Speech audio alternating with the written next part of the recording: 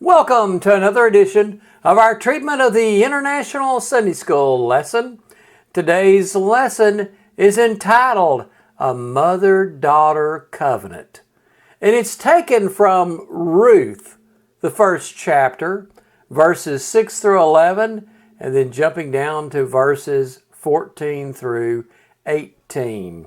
And this is for August the 11th, 2019. It's a summer quarter lesson number 11. Now there's a significant amount of background information that we need to discuss about today's lesson. This story is based in the framework of ancient Israel.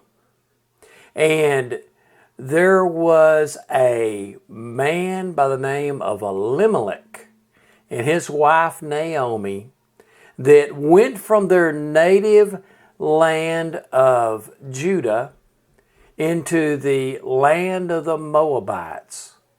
And they had two sons, Mahon and Chilion. And Mahon had married a woman by the name of Ruth, and Chilion had married a woman by the name of Orpah.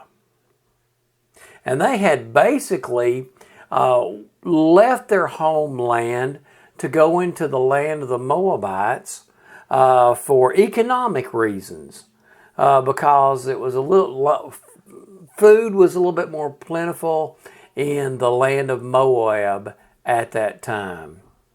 Now, Naomi and Elimelech's sons, Mahon and Chilion, both of their names indicated that they were sickly and of poor health. And both of these sons died.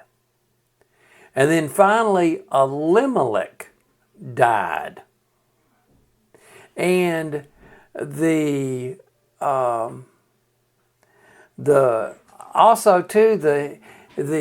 people of Israel had a custom that was dictated by God that if a brother died, then his brother was to marry his wife and give sons in his brother's name to this wife.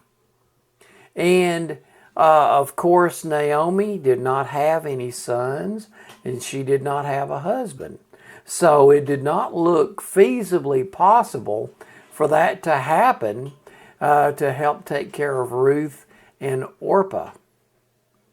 So that is the condition we find Naomi, Ruth, and Orpah in at the very beginning of the book of Ruth. Now, the people of Moab, a little background about them is that the people of Moab were actually Semitic people. They were descendants of Lot. Lot had two main branches. Remember, he was the nephew of Abraham. And Lot had two main branches. One of them was the Moabites, and the other one were the Ammonites. And because the Moabites were the cousins of the Jews, the Lord said to leave them alone and don't try to take their land as you go into the promised land. But there had been a lot of tension between the Moabites and the people of Israel over the years. We notice that when the Jews were coming up from Egypt, they came up to the land of Moab and asked them, could they pass through their land? They wasn't wanting to steal any of their food or consume any of their resources, just to pass through their land. And we find in Judges 11 and 18 where the people of Moab would not let the Israelites pass through their land. We also notice that the whole thing about Balaam, that the people of Moab had conspired with the Midianites to curse the Israelites through the prophet Balaam. And they were part of that conspiracy to getting the Jews into their idolatry by having their intermarrying with the Jews and proselyting them and carrying them off into idolatrous apostasy. And also, too, because of these things, the Lord had said that the Moabites were not to be allowed into the congregation up to the 10th generation. So there was severe penalties for the Moabites doing these kind of things. And also, too, the Moabites had been dominating the Jews from time to time. We note in that the Israelites served the king of Moab, King Eglon, for 18 years during the time of the Judges, where he usurped authority over them and triggered them to be serve him. So the Moabites, from what we can tell, for the most part, they were a lot of times where they were richer than the Jews. They had had some forms of hostility toward the Jews, and that they had tried to do the Jews in a couple of times. And there had, like I said, there had been hostilities at that time. And so something else too, and this is looking beyond today's story. It's not really background, but maybe a foreground for today's story that's important for us to realize that Ruth, who was a Moabitess, she is only one of 4 women who are listed in the genealogy of the Lord Jesus Christ. She's listed, she holds that place with Rahab, Tamar, and Bathsheba. And the reason why she does hold that place is that she is the great-grandmother of King David. And because of her actions that are outlined in today's story, that got her from being in this group that were restricted from even coming into the congregation up to the 10th generation. It got her put in the genealogy of the Lord Jesus Christ, the Son of God, and made her in the place of being a great-grandmother to King David. Well, let's go ahead and go into the story, today's verses. Now, verses are taking up right after Elimelech and his 2 sons have died, and they have been folks have been struggling for a little bit, and the situation in the land of Judah had improved. And we're taking it up in Ruth 1 and 6. So she decided to return home from the region of Moab, accompanied by her daughters-in-law, because while she was living in Moab, she had heard that the Lord had shown concern for his people, reversing the famine by providing abundant crops. So here we see where Naomi had gotten word that the famine had been lifted in the land of the children of God. And so she is going to leave the land of Moab and head back home. And the first thought was to take her two daughter-in-laws with her. And because they had become a tight-knit family by this time. Now, Ruth 1, 7 through 11. Now, as she and her two daughters-in-law began to leave the place where she had been living to return to the land of Judah, Naomi said to her two daughter-in-laws, "Listen to me. Each of you should return to your mother's home. May the Lord show you the same kind of devotion that you have shown to your deceased husbands and to me. May the Lord enable each of you to find security in the home of a new husband." Then she kissed them goodbye, and they wept loudly. But they said to her, "No, we will return with you to your people." But Naomi replied, "Go back home, my daughters. There is no reason for you to return to Judah with me. I am no longer capable of giving birth to sons who may become your husbands." So we see here reference to the custom and the law that is written in the Torah, how that if a man dies and he's married, that his brothers are to marry his widow and give birth to sons, so the sons can be born in their brother's name, and so the family line is not cut off.